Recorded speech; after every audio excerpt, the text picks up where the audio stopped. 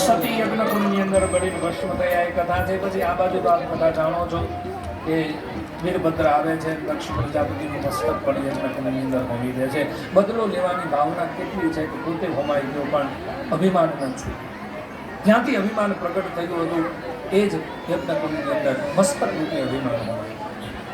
આ બાજુ પાર્વતીના રૂપમાં હિમાલયની ત્યાં સતીનો જન્મ થયો, એટલે કે પાર્વતીના રૂપમાં સતી જન્મ્યા છે. ને પછી તો એવી કથા છે દેવર્ષિ નારદ હિમાલયના આંગણે પધાર્યા છે. મનોમન પાર્વતીએ દેવર્ષિ નારદને ગુરુ તરીકે સ્વીકાર્યા. ટૂંકમાં ચંચળ સતા બળી ભસ્મ થઈ ગઈ છે. હવે સ્થિર શ્રદ્ધા અને જ્યાં સ્થિરતા હોય ત્યાં સાધુતા. મનની સ્થિરતા, આંખની સ્થિરતા, વચનની સ્થિરતા હશે તો મને તમને સાધુ સામે ચાલી આવી આશીર્વાદ આવશે. પણ જ્યાં સુધી સ્થિર નહીં હોય આપણું મન સ્થિર નહીં હોય ત્યાં સુધી આપણને સાધુતા પ્રાપ્ત થતી નથી. પછી તો દેવર્ષિ નારદે હિમાલયને કહ્યું કે આ તો દરેક અવતારમાં અંબિકા ભવાનીના નામથી જાય છે. અને પછીના જોશ જોયા એ કથા વિસ્તારતી છે. પરંતુ કહ્યું કે એને પતિ અમંગળ મળશે, કહે કંઈક કરો, કહે કે તપ કરશે તો પરમ તત્વ અસ્તિત્વ પ્રાપ્ત થશે. અને પછી તો પાર્વતીજી તપ કરવા માટે જાય છે. આ બાજુ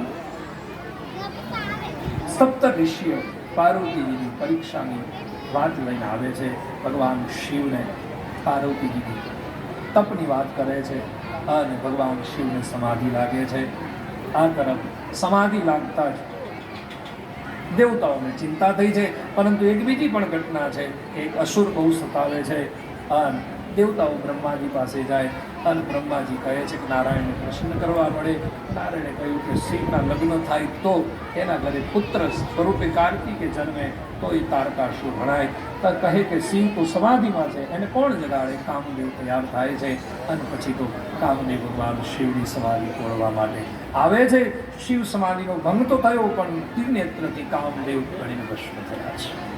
આ કથા થોડીક સંક્ષેપમાં એટલા માટે ગાઉં છું કારણ કે 1 વાગ્યો છે અને બહુ ગરમી છે, એટલા માટે મારે શિવ વિવાહ સુધી બળીને ભસ્મ થયો. અને આ બાજુ પાર્વતીજી તપ કરતા હતા.